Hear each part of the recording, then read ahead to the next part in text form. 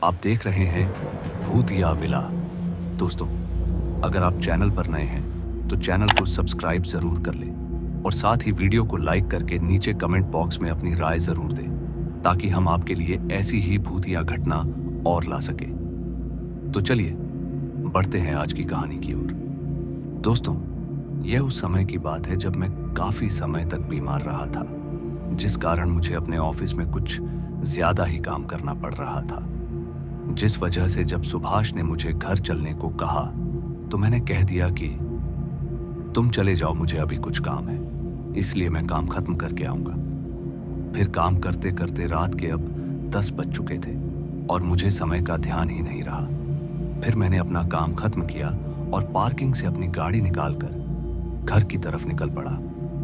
मौसम बहुत ही सुहाना था और साथ ही रात की ठंडी ठंडी हवाएं चल रही थी। मैं बस अपनी धुन में गाने लगा के आगे बढ़ता जा रहा था और चारों ओर अंधेरा छाया हुआ था। मगर अचानक ही घर से कुछ दूर पहले ही मैं चौंक गया।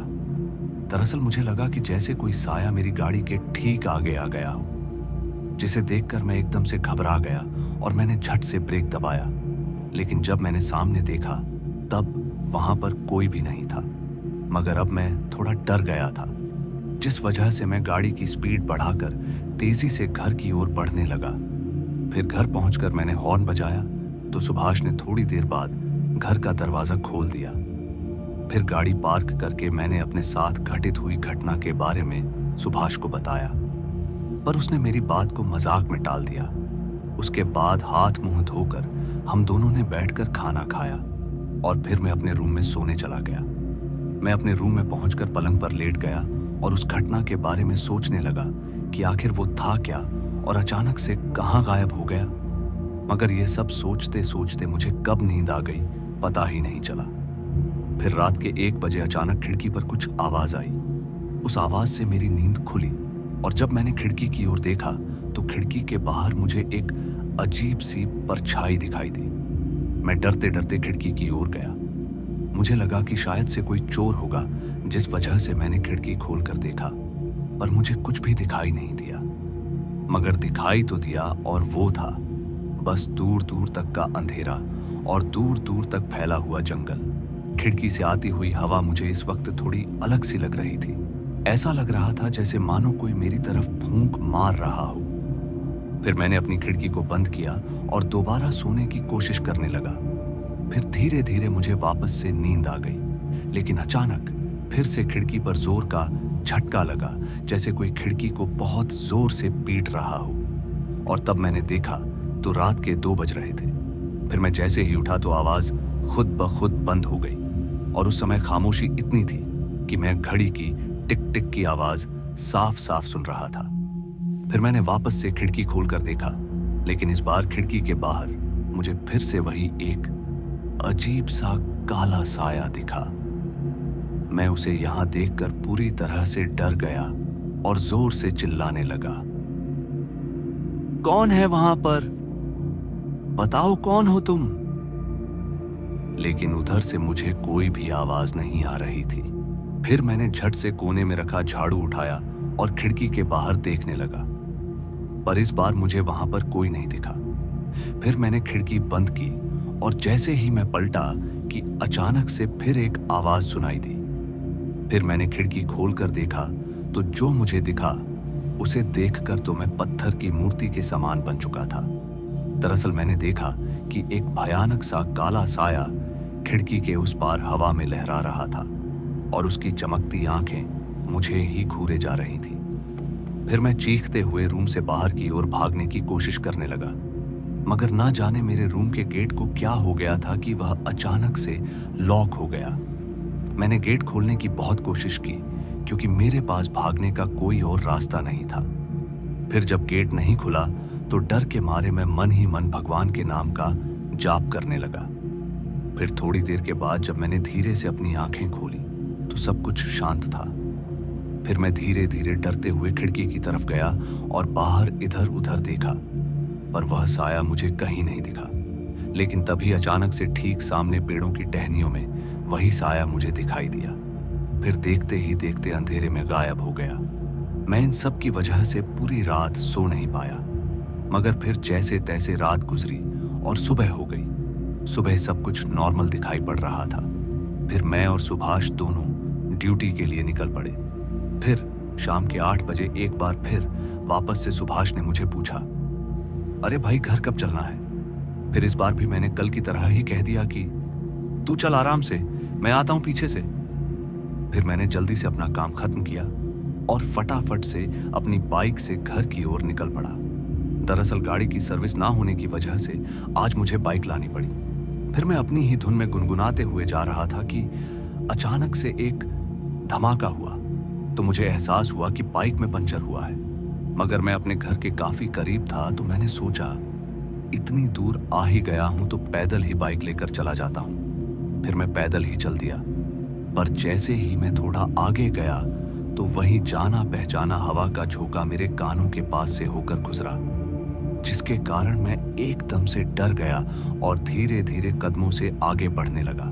मगर तभी मुझे वही रात वाला भयानक साया एकदम से दिखाई दिया, जो ठीक मेरे से आगे कुछ दूर हवा में लटका हुआ था, जिसकी वही डरावनी आंखें, भयानक शक्ल, उसे देखकर मैं पूरी तरह कांपने लगा था। मुझे समझ नहीं आ रहा था कि अब करें भी तो करें क्या, क्योंकि सुनसान सड़क और ऊपर से जंगल का इलाका। फिर मैंने तुरंत अपनी आंखें बंद करके हनुमान चालीसा का अध्ययन करने लगा। और फिर कुछ देर बाद जब मैंने आंखें खोली तो वहां पर कोई नहीं था। फिर जल्दी से मैं अपनी बाइक को लेकर भागता हुआ घर पर पहुंचा। सुभाष गेट पर ही खड़ा था, इसलिए मैंने सुभाष से कहा, अब भाई मुझे कुछ बात करनी है तुझसे, अंदर आ गेट बंद करके। फिर मैंने सुभाष को पूरी बात बताई। मेरी बात सुनकर सुभाष भी डर गया और सुभाष ने मुझे बताया कि यहाँ आसपास बहुत पहले एक कब्रिस्तान हुआ करता था, जहां अब कोई नहीं जाता, क्योंकि लोगों का मानना है कि वहां पर बुरी शक्तियां रहने लगी हैं। सुभाष की यह बात सुनकर मैं थोड़ा सतर्क हो गया था। खैर, इसके बाद अगले दिन फिर जब मैं ऑफिस में था तो मुझे सुभाष ने वापस से कहा, घर कब चलना है भाई? और इस बार मैंने झट से कहा, चल भाई साथ में चलते हैं। और फिर लगभग रात के 8 बजे मैं और सुभाष घर की तरफ निकल पड़े। और फिर ठीक उसी जगह एक जोर का धमाका हुआ और बाइक का टायर फिर से फट गया, जिस कारण मैं गिरने से बाल बाल बचा और सुभाष को मामूली चोट आई। फिर मैंने बाइक को साइड में लगा दिया और सड़क के किनारे खड़े होकर एक दूसरे को देखने लगे। तभी मेरे पास से वही जाना पहचाना हवा का झोंका एकदम से गुजरा, जिस वजह से मैं थोड़ा डर गया। फिर मुझे देखकर सुभाष ने पूछा, क्या हुआ भाई, तू ठीक तो है ना? उसने इतना कहा ही था कि हम दोनों ने जब अपने सामने देखा तो वही साया इस बार हम दोनों के सामने था, जो कि धीरे धीरे जंगल की ओर बढ़ रहा था। हम दोनों उसे देखकर मानो जैसे बेजान से हो गए हों। डर के मारे ना मैं वहां से हिला और ना ही सुभाष। फिर मैं सुभाष के ना चाहते हुए भी उस साए के पीछे पीछे चलने लगा। हालांकि सुभाष ने मुझे रोकने की बहुत कोशिश की, मगर मुझे लग रहा था कि कोई ना कोई तो बात है जो यह साया हमें कुछ बताना चाहता है। फिर मैं मन ही मन हनुमान चालीसा का जाप करता हुआ आगे बढ़े जा रहा था। चारों ओर घना अंधेरा था, मगर फिर पेड़ों के बीच से होते हुए हम दोनों कब्रिस्तान में पहुंच गए। जब वहां देखा तो अब वो साया एक कब्र के पास जाकर रुक गया और अब हम दोनों डरते हुए उस कब्र के पास पहुंचे। और वहां जाकर जो हमने देखा तो हमारे होश उड़ गए। मैं अचानक से उस कब्र के अंदर देखकर मानो सहम सा गया, क्योंकि उस कब्र के अंदर मैंने देखा कि एक छोटी सी बच्ची हमें एकटक नजरों से घूर रही थी। पहले तो हमें लगा कि यह साधारण सी बच्ची है, जिसे हो सकता है कि यह साया इसे बचाने की कोशिश करते हुए हमें इस जगह पर ले आया है। लेकिन मैं गलत था। देखते ही देखते उस बच्ची की आंखें लाल होने लगीं और कुछ ही पल में उसकी आंखें ऐसी हो गई थीं जैसे कि मानो बस खून आने ही वाला हो। ये देखकर हम दोनों समझ गए कि यहां आकर हमने बहुत बड़ी भूल कर दी है। फिर मैंने धीरे से अपने सर को सुभाष की तरफ घुमाया तो सुभाष मुझे एकटक देखे ही जा रहा था। फिर हम दोनों वहां से बिना ज्यादा कुछ सोचे समझे भागने के लिए पीछे मुड़े। इससे पहले कि हम भाग पाते कि उस छोटी सी बच्ची ने हमारे पैरों को पकड़ लिया था और हम जितना उससे दूर जाने की कोशिश करते, हम उतना ही उसके करीब आने लगते। मुझे अब कुछ समझ नहीं आ रहा था कि आखिर हम करे तो करे क्या। इससे पहले कि मैं कुछ सोच पाता कि हम दोनों उस कब्र के अंदर खींचे चले गए, जिसके बाद मैंने हनुमान चालीसा का पाठ पढ़ना शुरू कर दिया और ऐसा करते ही मेरे पैर आजाद हो गए और मैं उस कब्र से बाहर आया और भागने लगा। मुझे लगा कि सुभाष भी मेरे पीछे ही होगा, जिस वजह से मैं भागता हुआ घर के पास आ गया और वहां पर जाकर जब पीछे पलटकर देखा तो मुझे पता चला कि सुभाष अब भी उस कब्र में ही कैद है। सुभाष को अपने साथ ना पाकर मैंने अपने आस पड़ोस के लोगों को सारी बातें बताई, मगर डर के मारे पहले तो लोगों ने साथ चलने से माना कर दिया, लेकिन फिर कुछ लोग मान गए और जब हम उस कब्र के पास पहुंचे तो उस कब्र पर हमें मिट्टी ढकी मिली। ये देखकर मैंने सबसे कहा कि सुभाष यही इसके अंदर है। फिर जब लोगों ने वहां खोदना शुरू किया तो हमें सुभाष मिल गया, पर अब तक सुभाष मर चुका था। उसके शरीर को देखकर ऐसा लग रहा था मानो उसके शरीर को किसी ने चीरने की कोशिश की थी। फिर उसके बाद जब आज भी कभी मुझे सपने में सुभाष दिखाई देता है तो मुझे ऐसा लगता है जैसे मानो मेरी गलती की वजह से मेरा भाई सुभाष मारा गया है। तो दोस्तों, आज की इस कहानी में बस इतना ही और मैं आपका दोस्त जल्द मिलूंगा एक ऐसी ही और डरावनी कहानी के साथ। धन्यवाद।